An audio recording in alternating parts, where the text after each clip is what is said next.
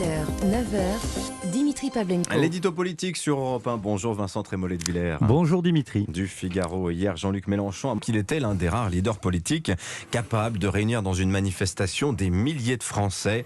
Alors on est autour de 30 000, semble-t-il, selon la préfecture de police. Oui. Voilà, exactement.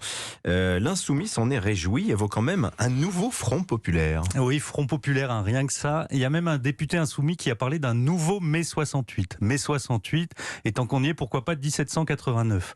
C'est le propre de Mélenchon, de croire que par la force du verbe, on devient l'égal de Léon Blum. Mais même en étant très éloquent, ce qu'il est, on ne transforme pas une anecdote en événement historique. Alors oui, sa manifestation n'était pas ridicule. Mais de là à y voir un grand mouvement populaire, ça me paraît tout à fait excessif. Dans Front populaire, d'abord, il y a Front. Et on ne peut pas dire que celui de la gauche soit uni. La NUPES se divise sur les histoires de gifs, de mœurs, mais aussi sur le fond. Elle est en vérité, et depuis le premier jour, menacée d'implosion.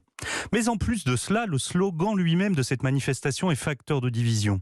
Ce slogan, je vous rappelle, c'est marcher contre la vie chère et contre l'inaction climatique. La première partie, celle qui défend le pouvoir d'achat, veut perpétuer le consumérisme. La seconde, celle qui lutte contre le réchauffement, plaide justement contre ce même consumérisme. Donc il faut choisir. C'est soit Intermarché tous unis contre la vie chère, soit Greta Thunberg. Mais ça ne peut pas être les deux.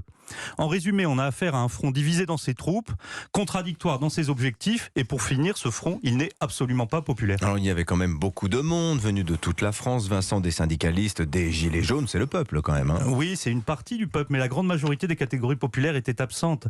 Il y avait peut-être quelques gilets jaunes à Bastille, mais ceux qui ont déboulé sur les ronds-points il y a 3 ans n'étaient pas hier à Paris. L'agriculteur Picard, le chauffagiste lozérien, le petit patron qui a 2 ambulances, la France des pavillons, de la bagnole, de la pêche à la ligne, de The Voice et du barbecue étaient introuvables. Alors peut-être que cette France n'avait pas tellement envie de marcher au son de la chanteuse Diams, peut-être que cette France n'a pas envie d'entendre, comme on l'a beaucoup entendu hier, tout le monde déteste la police. En fait, on peut dire que la classe moyenne décrite dans les romans de Michel Houellebecq ou de Nicolas Mathieu n'est pas venue défiler aux côtés de notre prix Nobel de littérature Annie Ernaux, qui elle tenait le bras de Jean-Luc Mélenchon. Vous voulez dire, Vincent, comme François Ruffin ou Fabien Roussel, que la gauche oublie de parler à une partie des électeurs? Mais ça, Mélenchon le sait très bien. Il a choisi de ne plus parler à ses Français pour des raisons électorales.